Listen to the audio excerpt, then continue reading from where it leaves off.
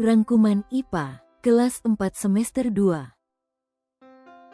Yang akan dibahas, keanekaragaman hayati, persebaran keanekaragaman, manfaat keanekaragaman hayati, sumber daya alam dan mata pencaharian, permasalahan lingkungan, upaya mengatasi permasalahan lingkungan, kegiatan merusak alam, jejak karbon dan emisi efek rumah kaca.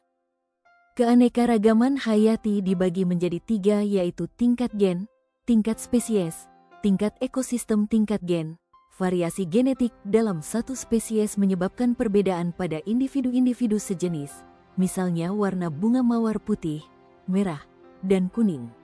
Tingkat spesies, keanekaragaman spesies menggambarkan keragaman jenis makhluk hidup dalam suatu area.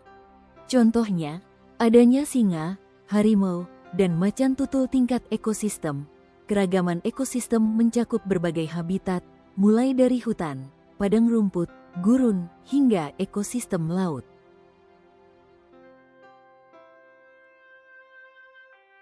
Sumber daya alam. Sumber daya alam dapat dibedakan menjadi 2, yaitu yang dapat diperbarui, renewable resources, dan yang tidak dapat diperbarui, non-renewable.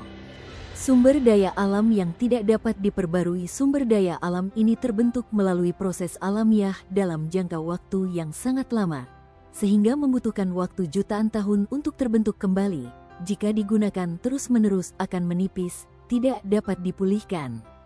Contoh, bahan bakar fosil seperti minyak bumi, gas alam, dan batu bara, serta logam dan mineral seperti emas, perak, tembaga, besi. Kedua, sumber daya alam yang dapat diperbarui. Sumber daya alam ini dapat tersedia kembali atau beregenerasi dengan cepat, bahkan bisa ada kembali tanpa campur tangan manusia serta tidak menghasilkan limbah.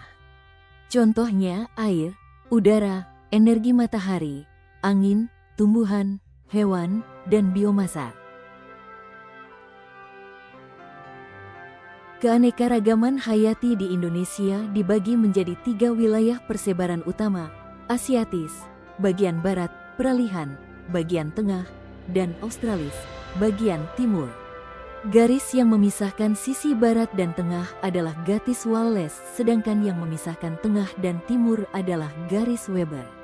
1. Wilayah Asiatis, Indonesia bagian barat. Flora dan fauna di wilayah ini memiliki karakteristik yang sama dengan wilayah Asia Tenggara. Contohnya, banyak jenis primata seperti orangutan, macan, dan berbagai jenis burung yang khas untuk wilayah ini. Hutan hujan tropis yang luas di Sumatera dan Kalimantan juga menjadi ciri khas wilayah ini. 2. Wilayah peralihan, Indonesia bagian tengah. Wilayah ini merupakan daerah transisi antara wilayah Asiatis dan Australis. Fauna di sini menunjukkan campuran karakteristik dari kedua wilayah. Contohnya hewan seperti babi rusa, dan berbagai jenis burung dengan warna yang cerah. 3. Wilayah Australis, Indonesia bagian timur. Wilayah ini memiliki flora dan fauna yang lebih mirip dengan wilayah Australia.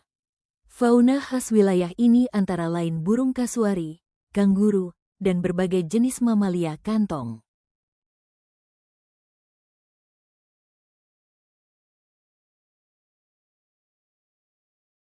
Manfaat keanekaragaman hayati di Indonesia. Penyediaan sumber pangan, makanan, sandang, pakaian, papan, tempat tinggal, bumbu masakan seperti kunyit dan jahe, obat-obatan, serta kontribusi pada pengembangan ilmu pengetahuan. Sayangnya masih banyak orang yang melakukan pencemaran lingkungan demi memanfaatkan keanekaragaman tersebut. Pencemaran lingkungan adalah masuk atau dimasukkannya zat, energi, atau komponen lain ke dalam lingkungan oleh kegiatan manusia atau proses alam sehingga melampaui batas toleransi yang dapat ditoleransi oleh ekosistem. Pencemaran lingkungan ada 3: pencemaran air, limbah industri, sampah domestik, limbah pertanian, pupuk, pestisida, dan limbah organik lainnya. Pencemaran tanah, limbah industri, terutama limbah padat seperti lumpur dan bubur, limbah pertanian, pestisida, dan sampah domestik. Pencemaran air udara, emisi gas buang kendaraan bermotor, pembakaran bahan bakar fosil, batu bara, minyak bumi, emisi industri, dan pembakaran sampah.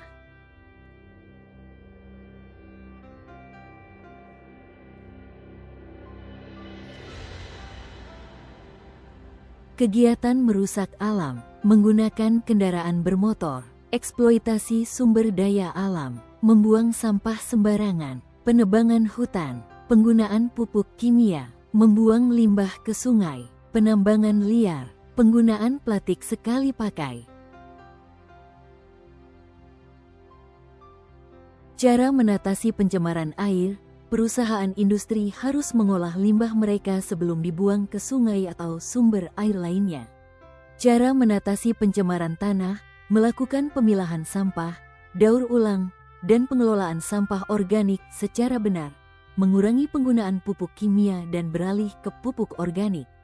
Cara mengatasi pencemaran udara, menggunakan transportasi umum, menanam pohon, reboisasi untuk menyerap polusi udara, menggunakan sepeda untuk berpergian jarak dekat, dan penggunaan energi terbarukan seperti mobil listrik. Kegiatan merusak lingkungan menghasilkan jejak karbon. Apa kaitan jejak karbon dengan pemanasan global dan efek rumah kaca? Jejak karbon erat kaitannya dengan pemanasan global dan efek rumah kaca. Peningkatan jejak karbon, terutama karena emisi karbon dari aktivitas manusia, menyebabkan peningkatan gas rumah kaca di atmosfer. Gas-gas ini kemudian menahan panas matahari, sehingga suhu bumi meningkat dan terjadi pemanasan global. Kegiatan manusia seperti asap kendaraan bermotor, asap pabrik, pembakaran sampah, dan lain-lain menghasilkan gas. Gas ini disebut gas karbon. Kegiatan manusia tersebut otomatis meninggalkan jejak karbon.